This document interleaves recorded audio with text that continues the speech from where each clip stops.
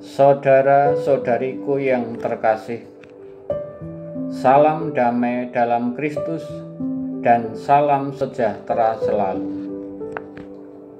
Hari ini Jumat 25 Februari 2022, hari biasa dalam pekan biasa ketujuh.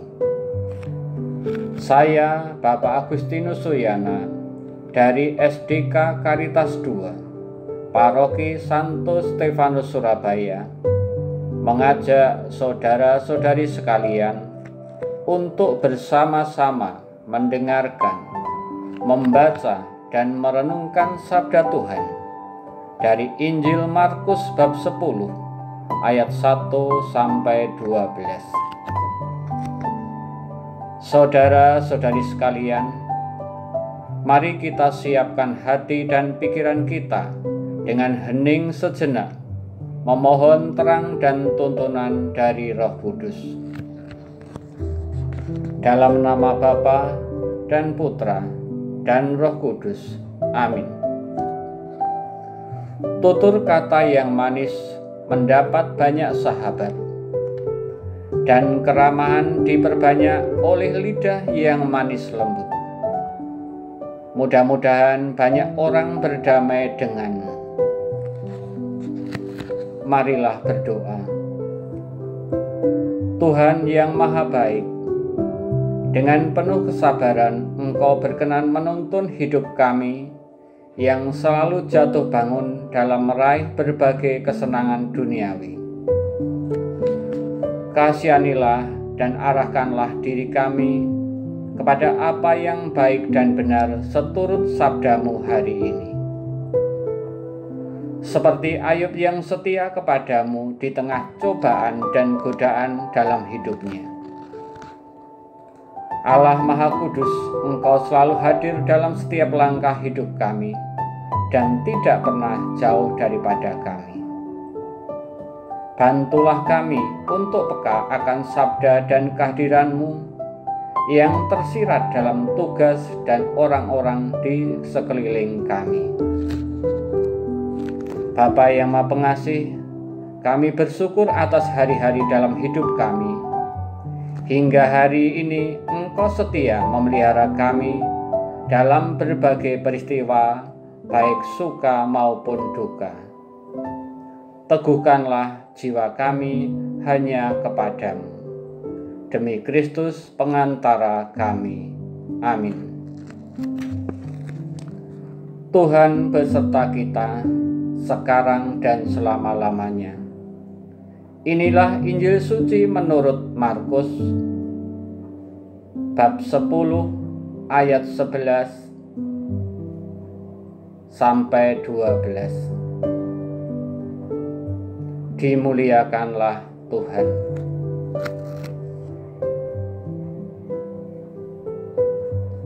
Pada suatu hari Yesus berangkat ke daerah Yudea dan ke daerah seberang Sungai Yordan. Di situ orang banyak datang mengerumuni Dia, dan seperti biasa Yesus mengajar mereka. Maka datanglah orang-orang Farisi hendak mencobai Yesus. Mereka bertanya, "Bolehkah seorang suami menceraikan istrinya?" Tetapi Yesus menjawab kepada mereka, "Apa perintah Musa kepadamu?" Mereka menjawab, "Musa memberi izin untuk menceraikannya dengan membuat surat cerai." Lalu Yesus berkata kepada mereka, "Karena ketegaran hatimulah Musa menulis perintah untukmu. Sebab pada awal dunia Allah menjadikan mereka pria dan wanita. Karena itu pria meninggalkan ibu bapanya dan bersatu dengan istrinya. Keduanya lalu menjadi satu daging. Mereka bukan lagi dua, melainkan satu. Karena itu apa yang telah dipersatukan Allah, janganlah diceraikan manusia." Setelah mereka tiba di rumah, para murid bertanya pula tentang hal itu kepada Yesus. Lalu Yesus berkata kepada mereka, "Barang siapa menceraikan istrinya, lalu kawin dengan wanita lain, ia hidup dalam perzinahan terhadap istrinya itu.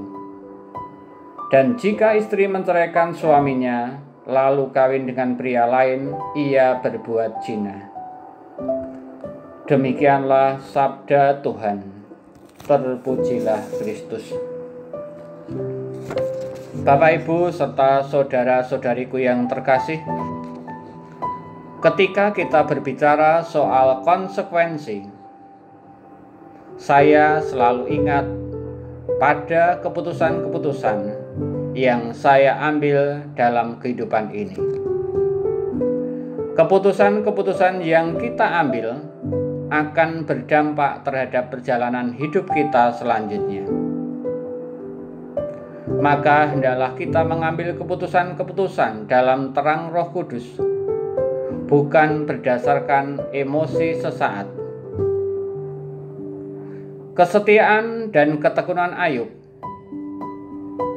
dalam menghadapi segala cobaan, dalam menghadapi segala godaan, dapat menjadi teladan bagi kita semua.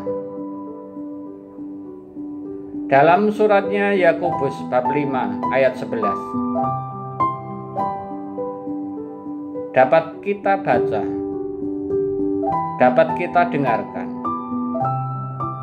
bahwa kamu telah mendengar tentang ketekunan Ayub, dan kamu telah tahu apa yang pada akhirnya disediakan Tuhan baginya, karena Tuhan Maha Penyayang dan penuh belas kasihan. Bapak, Ibu, serta saudara-saudariku yang terkasih,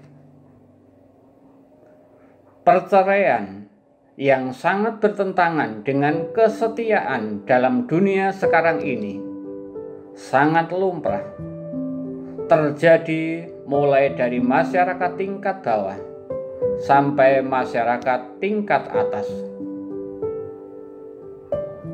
Bagaimanakah kita menyikapi fenomena ini?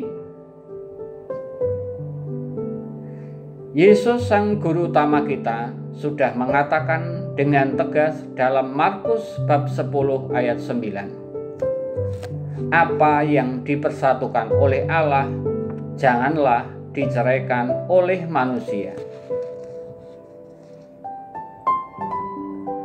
Saudara-saudari yang terkasih, hal mendasar dalam perkawinan adalah saling mengenal satu sama lain.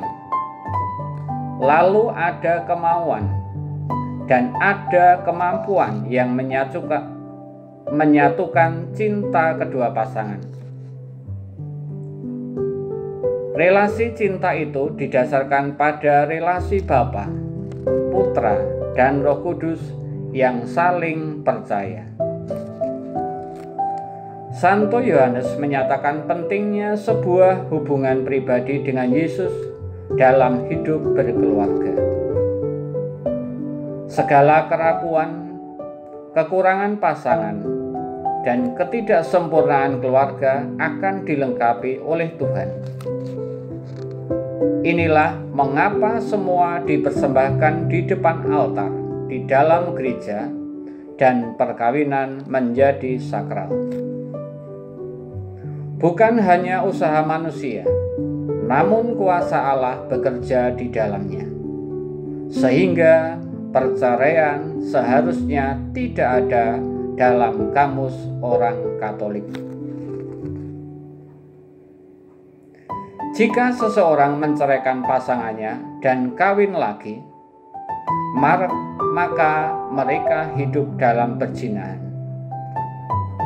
Adanya perceraian merupakan tanda kegagalan manusia memahami cinta sejati yang bukan hanya menerima kesenangan saja, tetapi menolak untuk berkorban. Kemuliaan kepada Bapa dan Putra dan Roh Kudus, seperti pada permulaan, sekarang, selalu, dan sepanjang segala abad. Amin. Marilah berdoa.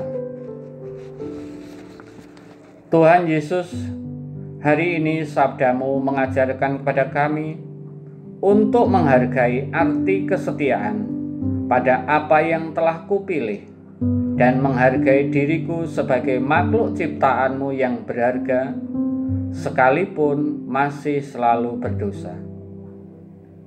Di tengah realitas dunia yang mengumbar hawa nafsunya, tolonglah kami agar jangan mudah disesatkan oleh keinginan manusia belaka.